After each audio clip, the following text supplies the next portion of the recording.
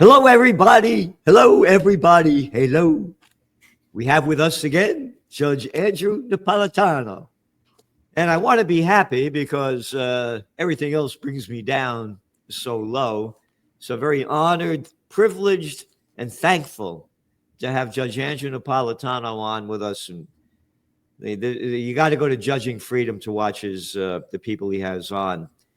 And Judge, thanks for being here. And you have an article coming up tomorrow. And it's a little bit about the Pope, but the Pope of Dope. Do you remember what was that guy's name? The comedian, Father Guido Sarducci. Oh, right, right. Pope of Dope. I saw him, by the way, in Poughkeepsie at the place called The Chance. He was a riot. And the Pope of Dope is a Pope of Dope right now to me. But again, you anybody believe in what you want to believe in. Freedom of speech, freedom of thinking, but by their deeds you shall know them. And Judge, you have an article in here, and it's about someone, by the way, that I quote all the time. It's part of your article, and it's about St. Thomas Aquinas. Yes. And a lot of it has to really do with what's going on now. And I want to make this clear. Judge, if you say you despise the murderous genocide, I looked on the air before we just came up. They only killed 37 Palestinians yesterday, wounded over 120. And this is day after day after day after day, bulldozing it, bombing it to ruins. So if you come out against that, why, you're an anti-Semite. So what would St. Thomas Aquinas say about that? Wow. Thomas Aquinas would say you have the natural right to speak however you wish. But if you come out against that and you're on a college campus today and the college receives federal funds, the federal government will come down on the college for failing to punish you, even though the First Amendment says Congress shall make no law abridging the freedom of speech. That's the latest kick that the Trump Department of Education is in. That's what this Harvard case is about, except in Harvard, it involves billions and billions of dollars. I don't believe the feds should be providing money for education to begin with, but they have, and they do it pursuant to a contract, and they're obligated under the terms of the contract, just as you and I would be if we signed a contract with each other. The feds want to change the terms of the contract so that they can hold back the money if the money fails, if the school fails to punish certain speech. Certain speech. That involves the government evaluating the content of speech. That evaluation is absolutely prohibited under the First Amendment.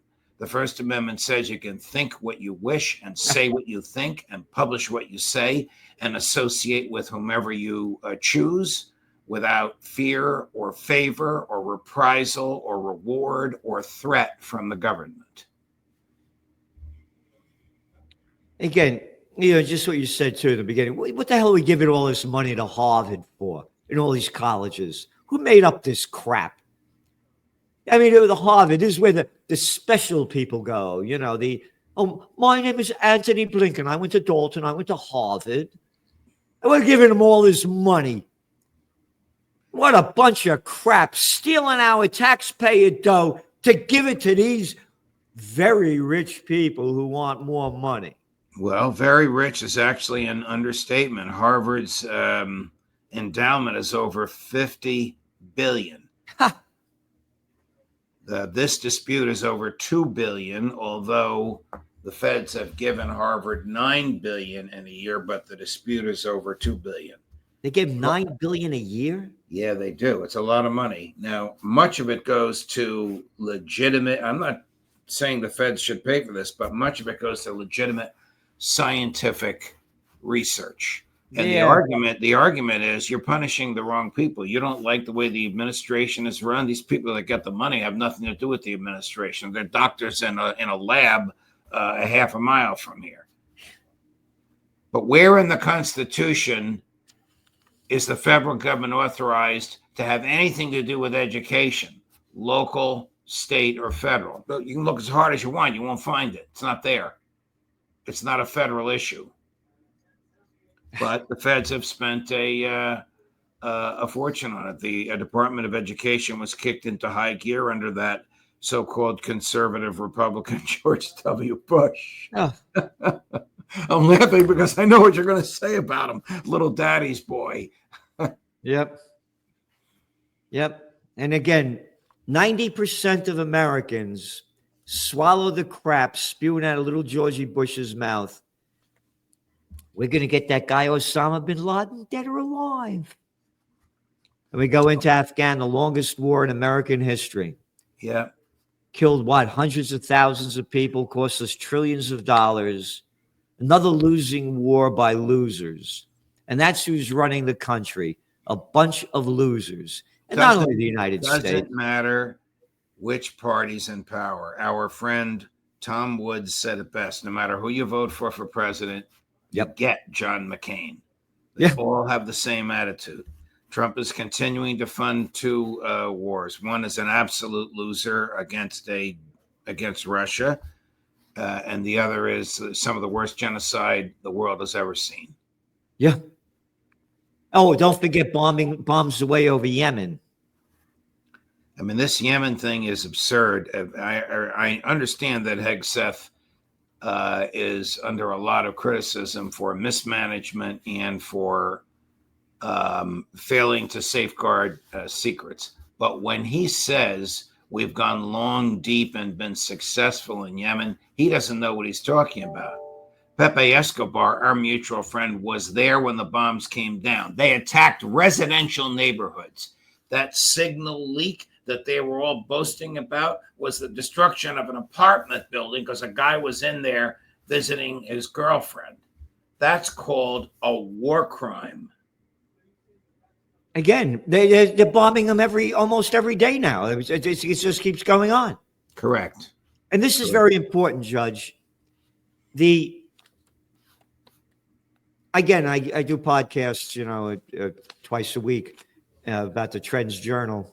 And yesterday I did one showing the covers, the front pages of the New York Times and the Wall Street Journal for several days.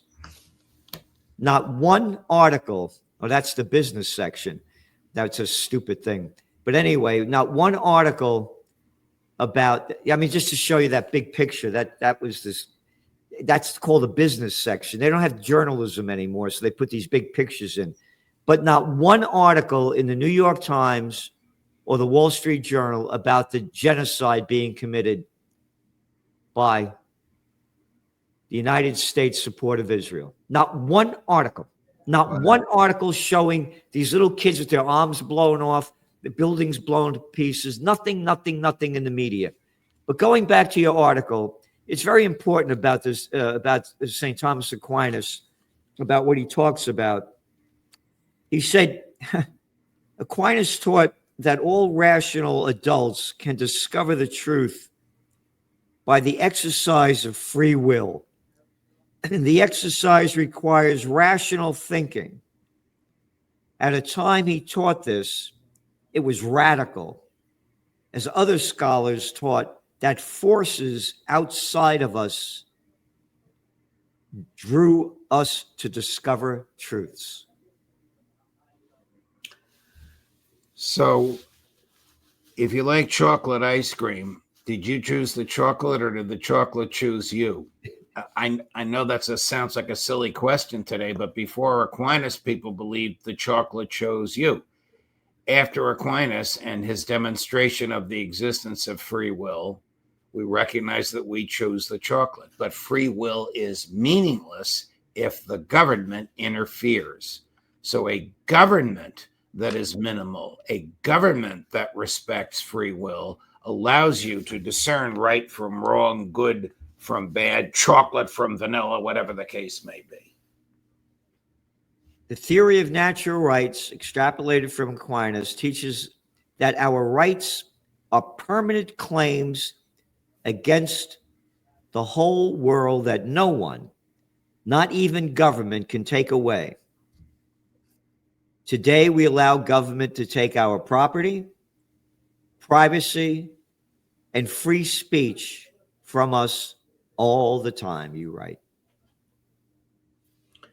Well, we talked earlier about free speech on college campuses. I mean, the government can't arrest somebody for making a statement that the government deems anti-Semitic, but it can punish the owner of the private property on which the statement was made. It's insidious when the government puts its thumb on the scale of free speech.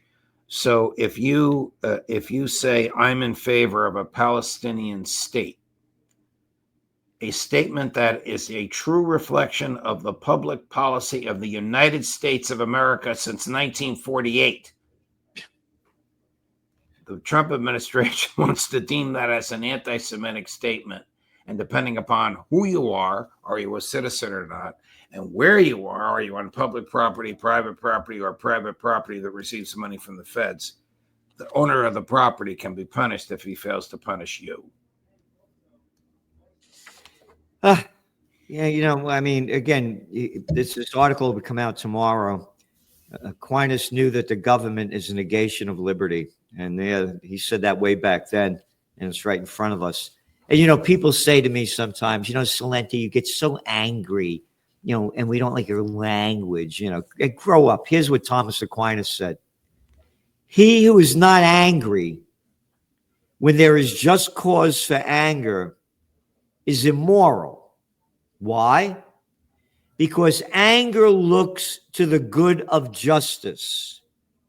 And if you could live amid injustice without anger, you are immoral as well as unjust. Very true.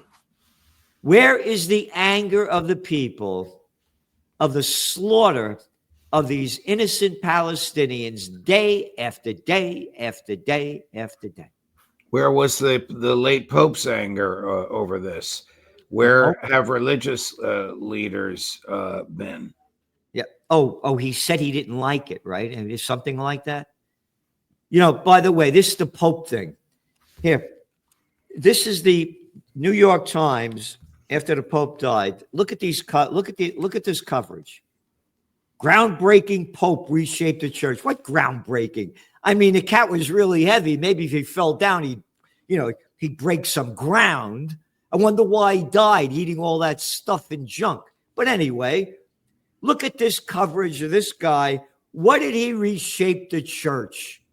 What did he do in the name of Christ to stop the slaughter of all these people? What did he do? Nothing. He could have, when he was healthier, gone himself to Tel Aviv, or he could have sent Cardinal Parolin, who speaks many languages and who's the Secretary of State, to stand in front of Netanyahu with an international television cameras there and say, stop. In the name of God, stop the slaughter, stop the killing. None of that happened. Nothing. And again, it was just the Easter weekend. Where are all these religions? How come they're not out there? How come they're not out there in the name of the Christ that they claim to preach? Oh, yeah, pass the basket. Give me money at church. Yeah, that's their routine. Where are they? Where are all these religions that supposedly believe in Christ that aren't out there protesting the slaughter of these innocent people? Yeah, this is the New York Times. You ready? This is Pontiff meets with Vance after criticizing U.S. policy. New York Times article. So he meets with Vance, then he dies, right? Here is what he criticized. The meeting came after the Pope criticized the Trump administration's deportation policies and urged Catholics to reject anti-immigration narratives. Really not an issue for the Pope. American domestic policy. Who knows what he was thinking at the end of his life? I don't defend him. I'm a harsh critic of him, as you know from that column you have in front of you. It is kind of odd that he dropped dead within 3 or 4 hours of meeting Vance. You see Vance, you want to die, you know. but but again, it's about anti-immigration. It's not about the genocide being committed. Right. Right. And it's the genocide, you know, you mentioned the number of people that were slaughtered yesterday. That seeks to shock, Gerald. That's how inured we've become to this Israeli slaughter. Is it no longer shocks? I don't even know what the number is up to, 55, 60,000. According to the Lancet, there's another few 100,000 bodies under the rubble. 50 or 5 or 60 is the number of burials they've had. Yeah. And the little kids, I mean, could you imagine being a little kid, your arms blown off, feet blown off, what your life is going to be like? And it's tens of thousands. Yes. In front of everybody. Oh, and then they cut off all of the aid going in there. They're starving them in front of everybody's eyes. And you come out against it, you're an anti-Semite.